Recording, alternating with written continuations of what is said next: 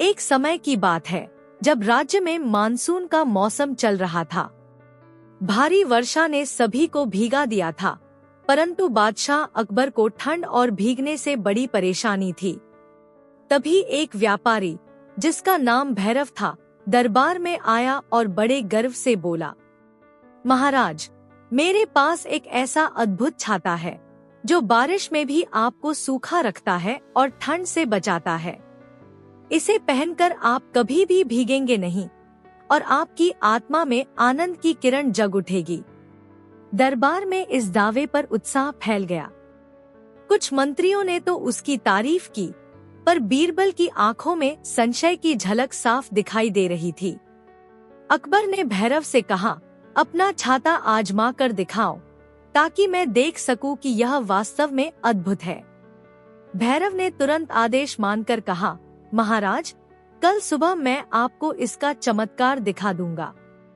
अगले दिन जब आसमान से बौछारें हो रही थी और पानी की बूंदें निरंतर गिर रही थी, तब भैरव ने अपने छाते का प्रदर्शन करने के लिए महल के आंगन में एक विशेष मंच सजवाया। उसने अपने चमकीले सजीले छाते को सबके सामने रखा और जोर से घोषणा की, यह छाता बारिश में भी आपको सूखा रखेगा। इसका उपयोग करने से आप कभी भी गीला नहीं होंगे। सभी दरबारियों ने उत्सुकता से देखा। भैरव ने छाता खोलते ही उसे तेज हवा में उड़ने देने का दावा किया। उसने कहा, देखिए महाराज, यदि आप इस छाते को अपने हाथों में थाम ले तो यह आपको हवा में भी उठा लेगा। सब मंत्रियों ने उत्सुकता से छाता लेने का प्रयास किया, परंतु कोई भी छाते से उड़ान भरने का दावा करने में सफल नहीं हुआ। तभी बीरबल ने धीरे धीरे छाते का निरीक्षण करना प्रारंभ किया। उन्होंने देखा कि छाते के तले एक छोटे से भाग में हल्की सी चिपचिपाहट थी, जो बारिश में भीगने से बचाव नहीं करती थी।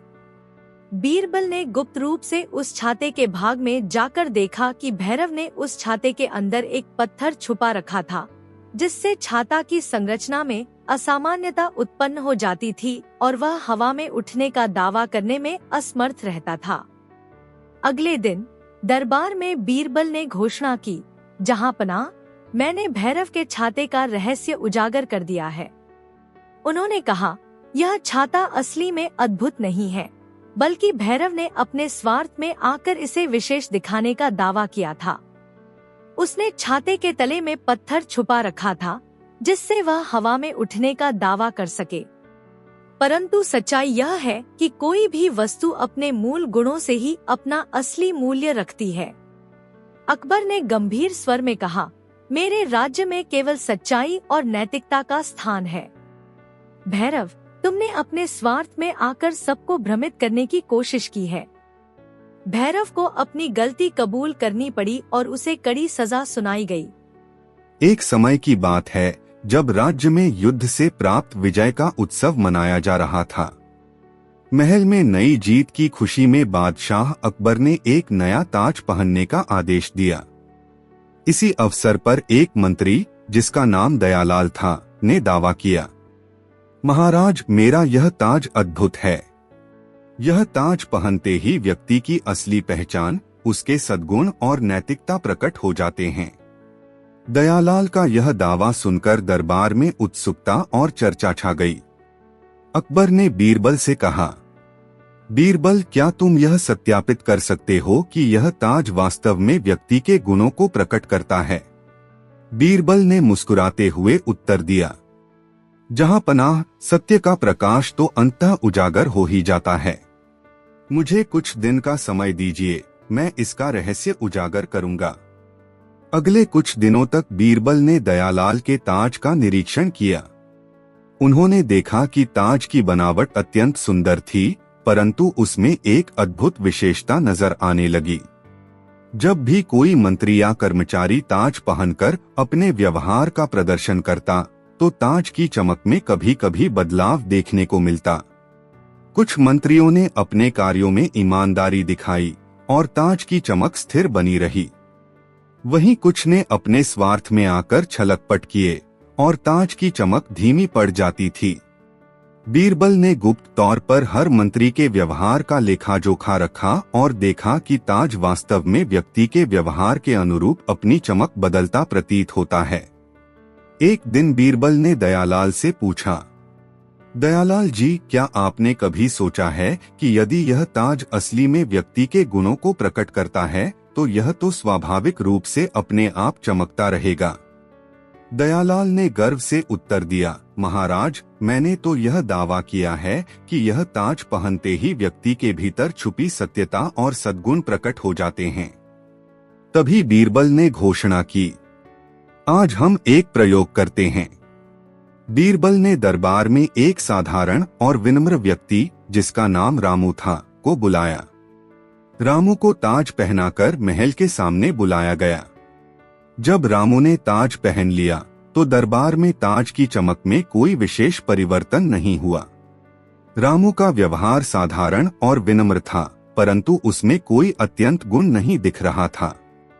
इसके विपरीत एक उच्च पदस्थ मंत्री, जिसने कई बार स्वार्थ में छल किया था, का ताज पहनते ही उसकी चमक में हल्की सी मंदता और फीकी पड़ गई। बीरबल ने सभा में कहा, देखिए जहांपनाह, यह ताज केवल दिखावे का साधन नहीं है। असली चमक तो व्यक्ति के भीतर के सद्गुणों और नैतिकता में निहित होती है। जो अपने स्वार्थ में आकर धोखा देता है, उसकी आंतरिक चमक फीकी पड़ जाती है। दयालाल, जिसने अपने दावे में गर्व से ताज का महत्व बताया था, अब अपनी गलती समझ गया। अकबर ने गंभीर स्वर में आदेश दिया, मेरे राज्य में केवल सत्य, नैतिकता और ईमानदारी का ही स्थान है। जो भी अपने स्वार्थ में आकर छल करेगा, उसकी प्रतिष्ठा समाप्त हो जाएगी। एक समय की बात है जब राज्य में धूपछाव का खेल निरंतर चलता रहता था। एक दिन बादशाह अकबर ने अपने मन में विचार किया, क्या प्रकृति में भी कुछ ऐसा सौदा संभव है जहां बादल स्वयं राजस्व के रूप में बदल जाए। इसी सोच से प्रेरित होकर उन्होंने बीरबल से कहा, बीरबल, मुझे बताओ कि क्या बादल सच में सौदे में बदले जा सकते हैं या फिर यह केवल कल्पना का खेल है। बीरबल ने मुस्कुराते हुए उत्तर दिया, जहांपना, प्रकृति के रहस्यों में सच्चाई छिपी होती है। मुझे कुछ दिन का समय दीजिए, मैं इसका रहस्य उजागर करूंगा। अगले कुछ दिनों तक बीरबल ने आसमान में बादलों की चाल पर गहन नजर रखी। उन्होंने देखा कि कुछ बादल दूसरों से अलग रूप धारण कर लेते थे। दरबार के कुछ कुशल लोग कहते थे कि एक विशेष बादल, जिसे वे आनंद बादल कहते थे, अपने आप में ऐसा प्रतीत होता था मानो वह स्वर्ग से उतरकर राजस्व में परिवर्तित हो गया हो। बीरबल ने उस बादल की गहराई से जांच करने का निश्चय किया। उन्होंने आदेश दिया कि अगले दिन सूर्योदय से पहले सभी दरबार में उपस्थित लोग आसमान की ओर ध्यान दें, ताकि उस आनंद बादल का मर्म समझ में आ सके। अगले दिन सूरज की पहली किरणें आसमान में फैल गईं। सभी दरबारियों ने उत्सुकता से आसमान का निरीक्षण किया। बीरबल ने देखा कि वास्तव में एक बादल अन्य बादलों से अलग दिखाई दे रहा था, जिसके आकार में एक अनोखी आकृति बन रही थी। जब सूरज की किरणें उस बादल पर पड़ी तो उसके अंदर एक सुनहरी चमक फैल गई, मानो वह आकाश में छिपे किसी रहस्य को प्रकट कर रहा हो। तभी बीरबल ने घोषणा की, जहांपनाह, मैंने यह रहस्य खोज लिया है। यह आनंद बादल कोई जादुई वस्तु नहीं, बल्कि प्रकृति की उस चाल का परिणाम है जिसमें सूरज की रोशनी और बादलों की बनावट मिलकर एक अद्भुत नजारा रच देते हैं। परंतु बीरबल ने आगे कहा, लेकिन यहाँ ट्विस्ट यह है कि कुछ दरबारियों ने इस दृश्य को लेकर गलत अर्थ निकाला था। कुछ ने तो दावा किया कि यह बादल सौदे में बदल गया है और इससे धन की वर्षा होने वाली है। बीरबल ने तुरंत समझाया, सत्य तो यह है कि प्रकृति के नियम अपरिवर्तनीय हैं। यह सुनहरा प्रकाश केवल सूरज की किरणों का प्रभाव है, जो बादलों की बनावट से मिलकर एक अद्भुत दृश्य उत्पन्न करता है। जो भी इस दृश्य को सौदे का रूप देकर धन की आशा में देखता है, वह केवल भ्रम में ही रहता है। सच्ची समृद्धि और खुशहाली हमारे अपने कर्मों और नैतिकता से आती है, न कि बाहरी दिखावे से। बाद में महाराज अकबर ने बीरबल की बातों से पूर्ण संतुष्टि व्यक्त की और कहा, बीरबल, तुमने फिर से साबित कर दिया कि सच्चाई और नैतिकता ही हमारे राज्य की असली समृद्धि का आधार है। एक समय की बात है जब राज्य में धूप छांव का खेल निरंतर चलता रहता था।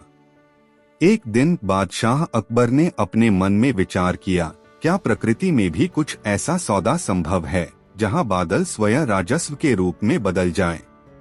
इसी सोच से प्रेरित होकर उन्होंने बीरबल से कहा, बीरबल, मुझे बताओ कि क्या बादल सच में सौदे में बदले जा सकते हैं या फिर यह केवल कल्पना का खेल है? बीरबल ने मुस्कुराते हुए उत्तर दिया, जहां पनाह प्रकृति के रहस्यों में सच्चाई छिपी होती है। मुझे कुछ दिन का समय दीजिए, मैं इसका रहस्य उजागर करूंगा। अगले कुछ दिनों तक बीरबल ने आसमान में बादलों की चाल पर गहन नजर रखी। उन्होंने देखा कि कुछ बादल दूसरों से अलग रूप धारण कर लेते थे। दरबार के कुछ कुशल लोग कहते थे कि एक विशेष बादल, जिसे वे आनंद बादल कहते थे, अपने आप में ऐसा प्रतीत होता था मानो वह स्वर्ग से उतरकर राजस्व में परिवर्तित हो गया हो। बीरबल ने उस बादल की गहराई से जांच करने का निश्चय किया। उन्होंने आदेश दिया कि अगले दिन सूर्योदय से पहले सभी दरबार में उपस्थित लोग आसमान की ओर ध्यान दें ताकि उस आनंद बादल का मर्म समझ में आ सके। अगले दिन सूरज की पहली किरणें आसमान में फैल गईं। सभी दरबारियों ने उत्सुकता से आसमान का निरीक्षण किया। बीरबल ने देखा कि वास्तव में एक बादल अन्य बादलों से अलग दिखाई दे रहा था, जिसके आकार में एक अनोखी आकृति बन रही थी। जब सूरज की किरणें उस बादल पर पड़ी तो उसके अंदर एक सुनहरी चमक फैल गई, मानो वह आकाश में छिपे किसी रहस्य को प्रकट कर रहा हो। तभी बीरबल ने घोषणा की, जहां पनाह, मैंने यह रहस्य खोज लिया है। यह आनंद बादल कोई जादुई वस्तु नहीं, बल्कि प्रकृति की उस चाल का परिणाम है जिसमें सूरज की रोशनी और बादलों की बनावट मिलकर एक अद्भुत नजारा रच देते हैं। परंतु बीरबल ने आगे कहा, लेकिन यहाँ ट्विस्ट यह है कि कुछ दरबारियों ने इस दृश्य को लेकर गलत अर्थ निकाला था। कुछ ने तो दावा किया कि यह बादल सौदे में बदल गया है और इससे धन की वर्षा होने वाली है। बीरबल ने तुरंत समझाया, सत्य तो यह है कि प्रकृति के नियम अपरिवर्तनीय हैं। यह सुनहरा प्रकाश केवल सूरज की किरणों का प्रभाव है, जो बादलों की बनावट से मिलकर एक अद्भुत दृश्य उत्पन्न करता है। जो भी इस दृश्य को सौदे का रूप देकर धन की आशा में देखता है, वह केवल भ्रम में ही रहता है। सच्ची समृद्धि और खुशहाली हमारे अपने कर्मों और नैतिकता से आती है, न कि बाहरी दिखावे से। बाद में महाराज अकबर ने बीरबल की बातों से पूर्ण संतुष्टि व्यक्त की और कहा, बीरबल, तुमने फिर से साबित कर दिया कि सच्चाई और नैतिकता ही हमारे राज्य की असली समृद्धि का आधार हैं। एक समय था जब राज्य में कला का दौर चल रहा था। एक दिन एक चित्रकार, जिसका नाम विनोद था, राजमहल में आया और बड़े आत्मविश्वास से घोषणा की, महाराज, मेरे पास ऐसा ब्रश है जो आपके भविष्य की तस्वीर मेरे चित्र में उकेर देगा। विनोद का दावा सुनकर राजमहल में हलचल मच गई। कई मंत्रियों ने उसकी बात पर ध्यान दिया, पर बीरबल के मन में संशय के बीज उगाए। तब महाराज ने बीरबल से कहा, बीरबल, इस चित्रकार के दावे का परीक्षण करो और सच्चाई उजागर करो। बीरबल ने मुस्कुराते हुए कहा, जहांपनाह, मैं इसका रहस्य सुलझा दूंगा। मुझे कुछ दिन का समय दीजिए। विनोद ने अपने ब्रश के साथ अनेक चित्र बनाए, जिनमें उसने विभिन्न मंत्रियों और राजमहल के अन्य सदस्यों की भविष्यवाणी की। उसका दावा था कि जो व्यक्ति उसके ब्रश से अपना भविष्य देख लेगा, उसका भाग्य उज्जवल हो जाएगा। बीरबल ने ध्यान से विनोद के चित्रों का निरीक्षण किया। उन्होंने पाया कि कुछ चित्रों में बेहद आकर्षक रंगों का प्रयोग हुआ था, पर उनमें से अधिकांश चित्रों में अचानक से एक समानता और पूर्व निर्धारित डिजाइन की झलक मिल रही थी। बीरबल ने अपने विश्वसनीय कर्मचारियों से भी पूछताछ की और जाना कि विनोद ने कई पुराने चित्र संग्रहों से प्रेरणा लेकर अपनी रचनाएं तैयार की थी। उसी रात बीरबल ने गुप्त निगरानी की व्यवस्था की। उन्होंने देखा कि विनोद अपने चित्रों को बनाने के दौरान अपने ब्रश में से कुछ रंग निकालने के बजाय पुराने डिजाइनों को दोहराने में लगा रहता था। अगले दिन बीरबल ने राजमहल में सभा बुलाई और विनोद को चित्र प्रस्तुत करने का आदेश दिया। विनोद ने एक मंत्रियों का चित्र दिखाया जिसमें लिखा था कि उस मंत्री का भविष्य अत्यंत सुनहरा है। लेकिन बीरबल ने उस चित्र की तुलना राजमहल के पुराने संग्रह से की। पाया गया कि चित्र में वही रचनात्मक तत्व दोहराए गए थे जो पहले से संग्रह में मौजूद थे। बीरबल ने कहा, जहां पना असली जादू तो वह नहीं होता जो पुरानी रचनाओं की नकल कर दिखाया जाए। विनोद ने अपने ब्रश का दावा केवल दिखावे के लिए किया है, न कि सच्चे ज्ञान के लिए। विनोद को अपनी गलती का बोध हुआ। उसने झिझकते हुए कबूल किया, महाराज, मैंने स्वार्थ में आकर पुराने डिजाइनों का सहारा लिया ताकि मेरा दावा और प्रभावशाली दिखे। महाराज ने गंभीर स्वर में कहा, मेरे राज्य में केवल सत्य और ईमानदारी का ही वास है। जो भी व्यक्ति अपने स्वार्थ में आकर दूसरों की रचनाओं की नकल करता है, उसकी प्रतिष्ठा मिट जाती है। असली भविष्य वही है जो मेहनत, निष्ठा और सच्चाई से निर्माण होता है।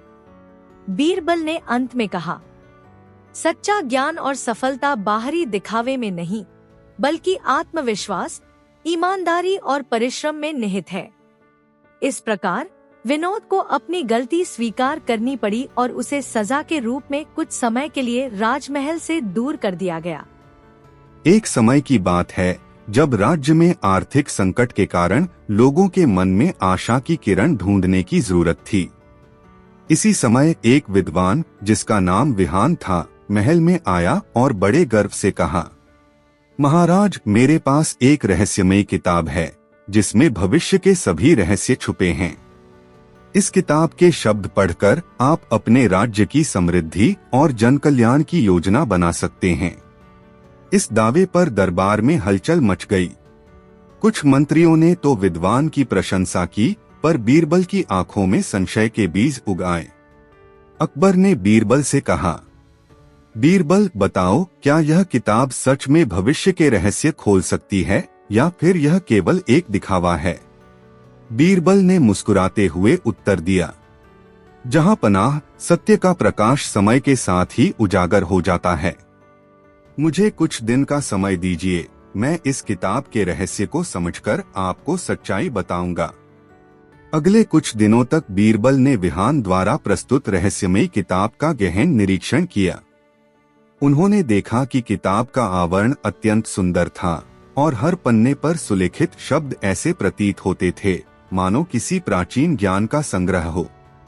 परंतु बीरबल ने गौर से देखा कि किताब के कुछ पन्नों पर अजीब सी निशानें बनी हुई थीं, जिन्हें देखकर ऐसा लगता था कि उन्हें बाद में छेड़छाड़ किया गया हो। दरबार के कुछ विद्वान और लेखाकार भी इस किताब की समीक्षा करने लगे, परंतु उनमें कोई ठोस प्रमाण नहीं मिला कि यह किताब स्वयं भविष्य बताती है। तभी बीरबल ने एक योजना बनाई। उन्होंने आदेश दिया कि अगले दिन दरबार में उपस्थित सभी लोगों में से एक एक व्यक्ति अपनी दैनिक घटनाओं का लेखा जोखा लेकर आए, ताकि यह देखा जा सके कि किताब में लिखे भविष्यवाणियां कितनी सटीक हैं। अगले दिन दरबार में सभी मंत्रियों, कर्मचारियों तथा कुछ आम जनता ने अपनी अपनी दिनचर्या का विवरण पेश किया। विहान ने किताब के पन्नों पर लिखी गई कुछ भविष्यवाणियों का हवाला दिया, जैसे कि आज शाम को भारी बारिश होगी, एक मंत्री की संपत्ति में अचानक बढ़ोतरी होगी तथा एक साधारण व्यक्ति का जीवन पलट जाएगा। परंतु जैसे ही शाम हुई, कोई भी भविष्यवाणी सटीक रूप से सिद्ध नहीं हुई। कुछ मामलों में जो घटनाएं हुई थीं, वे किताब में लिखे शब्दों से मेल नहीं खा रही थीं। दरबार में लोग भ्रमित हो गए।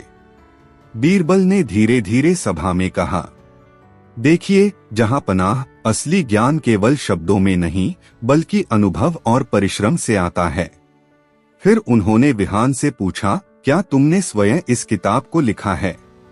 विहान ने झिझकते हुए उत्तर दिया, महाराज, मैंने तो अपनी पुरानी स्मृतियों और कुछ प्राचीन ग्रंथों के आधार पर इसे तैयार किया है। इस पर बीरबल ने तुरंत खुलासा कर दिया कि किताब में लिखे कुछ अंश प्राचीन ग्रंथों से उधार लिए गए हैं, जिन्हें विहान ने अपने नाम से पेश कर दिया था। दरबार में बीरबल ने घोषणा की, जहां पनाह, इस किताब का दावा केवल दिखावे का था। यह हमें भविष्य बताने का दावा नहीं करती, बल्कि केवल पुराने ज्ञान का एक संकलन है, जिसे बिहान ने अपने स्वार्थ में आकर प्रचलित किया है। बीरबल ने आगे कहा, असली भविष्यवाणी तो वह है जो हमारी बुद्धिमत्ता, परिश्रम और अनुभवों से उत्पन्न होती है। किताब में लिखे शब्द केवल काल्पनिक भ्रम हैं, जो व्यक्ति को अपनी कमजोरी दिखाने का बहाना बनाते हैं। विहान को अपनी गलती का बोध हुआ और उसने विनम्रता से कबूल किया, महाराज, मैंने केवल अपनी पुरानी स्मृतियों का सहारा लेकर यह दावा किया था। मैं जानता हूँ कि असली ज्ञान अनुभव और मेहनत से ही प्राप्त होता है। अकबर ने कठोर स्वर में कहा, मेरे राज्य में केवल सत्य, ईमानदारी और नैतिकता का ही स्थान है। जो भी अपने स्वार्थ में आकर छलकपट करेगा, उसकी प्रतिष्ठा समाप्त हो जाएगी। बाद में महाराज अकबर ने बीरबल की सूझबूझ की प्रशंसा करते हुए कहा, बीरबल, तुमने एक बार फिर सच्चाई का प्रकाश फैला दिया। असली ज्ञान और भविष्यवाणी केवल हमारे अनुभव, परिश्रम और नैतिकता से संभव होती है, न कि केवल शब्दों के भ्रामक संकलन से। उन्होंने आदेश दिया कि भविष्य में किसी भी प्रकार की दिखावे की किताबें और दावे दरबार में स्वीकार नहीं किए जाएंगे। एक समय था जब राज्य में व्यापार और धन का बोलबाला था। एक व्यापारी, जिसका नाम लक्ष्मण था, अपने धन पर गर्व से दरबार में आया। उसने बड़े उत्साह से कहा, महाराज, मेरे पास ऐसा बटुआ है जो रातों रात धन को दोगुना कर देता है। इस बटुए में अद्भुत शक्ति निहित है, जिससे मेरा धन हमेशा बढ़ता रहता है। दरबार में इसकी चर्चा फैल गई। कुछ ने लक्ष्मण के दावे पर विश्वास किया, तो कुछ संशय में पड़ गए। महाराज अकबर ने अपने प्रिय सलाहकार बीरबल से कहा, बीरबल, इस बटुए का रहस्य जानकर मुझे संतुष्टि चाहिए। बताओ, क्या यह धन बढ़ाने वाला बटुआ सच में अद्भुत है या केवल दिखावे का हिस्सा? बीरबल ने मुस्कुराते हुए कहा, जहां पनाह, सत्य का प्रकाश अंततः उजागर हो जाता है। मुझे कुछ दिन का समय दीजिए, मैं इस रहस्य को खोल दूंगा। अगले कुछ दिनों तक बीरबल ने लक्ष्मण के बटुए का गहन निरीक्षण किया। उन्होंने देखा कि लक्ष्मण हर रात अपने बटुए को सुरक्षित रखने के लिए महल के पीछे स्थित एक सुनसान कक्ष में ले जाता था। दरबार के कुछ कर्मचारियों से पूछताछ में पता चला कि लक्ष्मण अक्सर अपने बटुए में से कुछ सिक्के निकालकर छुपा देता था। बीरबल ने अपनी सूझबूझ से सोचा, शायद लक्ष्मण ने अपने बटुए के दावे को सच्चा दिखाने के लिए कुछ चाल चली है। उन्होंने गुप्त निगरानी का प्रबंध किया और एक रात लक्ष्मण के कक्ष के पास छिपकर उसका व्यवहार देखा। जब सभी लोग विश्राम में थे, तो बीरबल ने देखा कि लक्ष्मण अपने बटुए को खोलता है और उसमें से कुछ सिक्कों को निकालकर एक छोटे से दफ्तर में रख देता है। फिर वह चुपचाप अपने बटुए में वापस जाता है और अगले दिन जब दरबार में सिक्कों की गिनती की गई, तो लक्ष्मण का बटुआ असल में वही सिक्के दिखा रहा था। बीरबल ने तुरंत लक्ष्मण से पूछा, लक्ष्मण जी, तुमने कहा था कि तुम्हारा बटुआ रातों रात धन बढ़ा देता है, परंतु आज भी इसकी संख्या वैसी ही क्यों है? लक्ष्मण ने घबराहट में कबूल किया, महाराज, मैंने तो केवल यह दिखावा किया था कि मेरा बटुआ अद्भुत है, ताकि लोग मुझ पर विश्वास करें और मैं व्यापार में अपना लाभ बढ़ा सकूं। दरबार में सभी ने हंसते हुए कहा, अब तो स्पष्ट हो गया कि यह केवल छल है। महाराज अकबर ने गंभीर स्वर में कहा, मेरे राज्य में केवल सत्य, ईमानदारी और परिश्रम का ही स्थान है। लक्ष्मण, तुमने अपने स्वार्थ में आकर अपने बटुए का दावा झूठे दिखावे के रूप में किया। असली धन वही है जो ईमानदारी और मेहनत से अर्जित होता है, न कि केवल दिखावे में। बीरबल ने कहा, सच्ची समृद्धि और सफलता अपने आप में बढ़ती है जब हम अपने कर्मों में सत्य और नैतिकता का पालन करते हैं। अकबर ने लक्ष्मण को चेतावनी दी कि भविष्य में धोखाधड़ी के लिए कड़ी सजा दी जाएगी।